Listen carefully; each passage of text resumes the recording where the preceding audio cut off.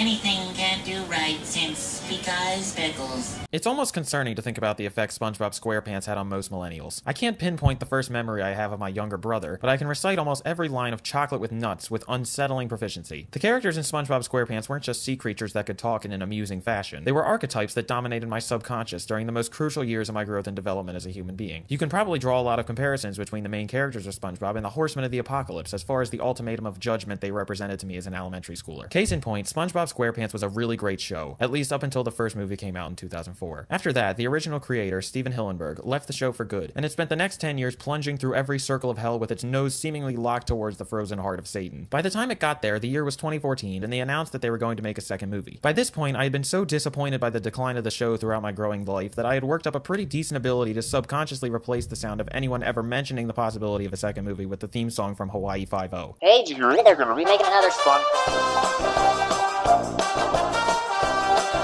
What finally penetrated this mental wall was when I heard that the beloved Steven Hillenburg was coming back for the movie. It was actually getting pretty decent reviews, and word was spreading that it was a callback to the humor of the original show. My heart soared, and I decided I was going to see it. Well, after seeing it, I can tell you that the SpongeBob movie, Sponge Out of Water, is almost nothing like anything you saw in the golden days of the show. It's not really like anything that was in the show after that either. To be honest, I'm not really sure what it is. The only thing I'm certain of is that they definitely knew most of the people who were going to see the movie would be over 18 by now, because it was the most intense psychedelic experience I've probably ever had, and I'm saying this as an art school student. I'm not really sure how I can describe it. Half the movie is dominated by sequences in which SpongeBob and Plankton use a photo booth they engineered into a time machine to travel through the fabric of the universe amidst kaleidoscope graphics and calypso music. The most fascinating aspect of the experience for me was a supporting character they introduced in one of the sequences named Bubbles, who was a live-action dolphin that would occasionally appear out of a triangle-shaped hole in the sky and interfere with the main storyline. SpongeBob first meets Bubbles when his time machine takes him somewhere towards the edge of our solar system, where Bubbles explains that he is essentially the guardian of the universe and keeps watch over everything in the cosmos. He goes to use the bathroom and leaves SpongeBob in charge of space-time, which leads to him accidentally allowing Jupiter and Saturn to crash into each other. I'm not making any of this up. I don't think I could. I had to run it by my friend as soon as we left so she could validate that it was all actually in the movie and I hadn't just passed out in the bathroom and split my head open on the sink sometime between the first and second act. As far as the few actual children who were in the audience during this film, I'm not really sure what the future entails for them. Hopefully they can still grow up leading relatively happy and normal lives, because I don't think I could replicate the effects of experiencing this movie at a developing age unless I had accidentally swallowed all the contents of a green glow stick at the age of 6, or been sitting in the bathtub as an infant while my father doused it with soft scrub. I enjoyed myself seeing this movie, I just felt wrong about it. Like if I ever watched it inside my parents' house, they would probably kick me out and send me to a support group. I'm honestly surprised they didn't have police waiting outside the theater to check the pupils of everyone who had just gotten out of the movie before they drove home. I recommend seeing this movie solely so you can see what I'm even talking about here, because it was truly an experience I wasn't expecting, nor will I likely ever definitively forget.